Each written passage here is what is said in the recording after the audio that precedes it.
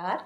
आप देख रहे हैं आपका अपना चहेता साहित्य टीवी और इंदौर से मैं दादी सरला मेहता आज आपको एक नई कहानी सुनाने आई हूँ। वैसे तो वो कहानियाँ कोरी कल्पना मात्र नहीं होती। कहानियों में कल्पना और यथार्थ का मिश्रण होता है और हमारे आसपास जो भी घटनाएं घटित होती है उसी में से उन्हीं घटनाओं के ताने बाने से कहानियाँ जन्म लेती है। तो एक ऐसी ही एक सच्ची कहानी है। इसमें मैंने अपनी तरफ से कोई अतिशयोक्ति नहीं की है। तो सुनिएगा मेरी एक कहानी, सायरा का दायरा। अब दायरा आपका किसी भी इंसान का दायरा या तो बुराई का हो सकता है, बुराई की दिशा में बढ़ सकता है, या वही दायरा भलाई में भी बढ़ सकता है। तो आज मैं आपको सुनाने जा रही हूँ सायरा, जो कि एक हमारे घर की सहायिका रह चुकी है, उसी की कहानी।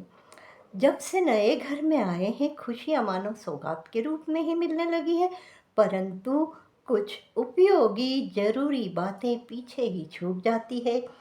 दिवाली की सफाई के पहले सारा घर का कबाड़ा अटाला, पुराने कपड़े, पुरानी मशीनें, पुराने अप्लायंसेस, सब कुछ हमें घर से निकालना होता है। तो समझ में नहीं आता कि पुराने कपड़ों और इन अटालों को कहाँ ठिकाने लगाऊं। अब कोई ऐसा फेरी वाला भी नहीं आता जो मुझे पुराने सामान के बदले बर्तन वगैरह दे जाए। सोचा क्यों न घर का काम करने वाली सायरा बानो को ही दिवाली के इनाम के साथ सारा सामान भी दे दूं।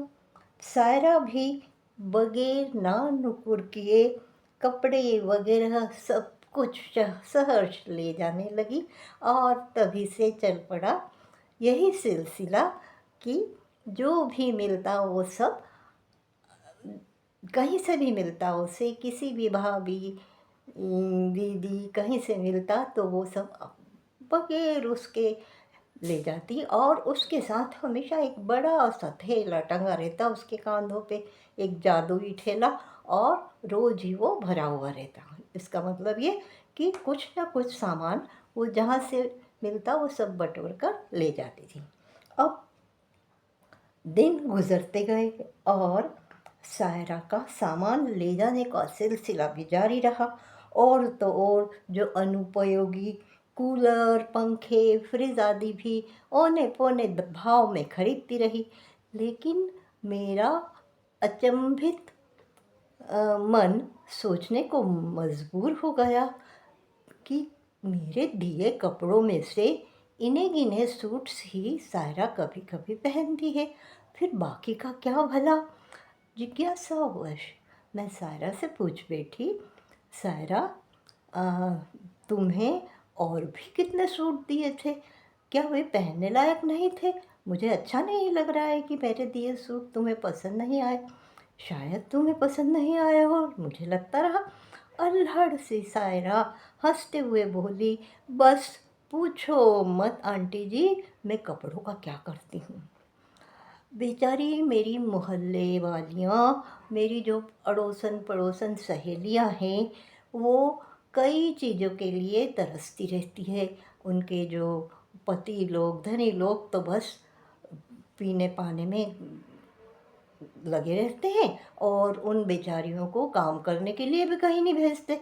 इस तरह से उन्हें एक एक बात के लिए और तो और खाने के लिए भी वो तरसती रहती है। तो जो भी मुझे नहीं चाहिए होता है ना आंटी जी, मैं उन सबको बांट देती हूँ और वो सब के सब मेरे आने का रास्ता ही देखती रहती है। जैसे ही मैं घर पहुँचती हूँ सब अपने अपने पसंद का ले लेती है। अब आपको तो पता है मैं सिर्फ कॉटन के ही पहनती हूँ, तो उसमें से मैं वो ले लेती हूँ। अब मुझे कितने चाहिए भला बताओ। अब ये सारी बातें मेरे दिल को छू गई।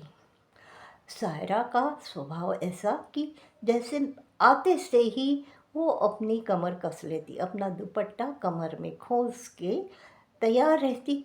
अब जहाँ देखा कि मैं ऊपर चौथी मंजिल पर जा रही हूँ छत पर सुखाने मंगोड़ी की थाल लेकर।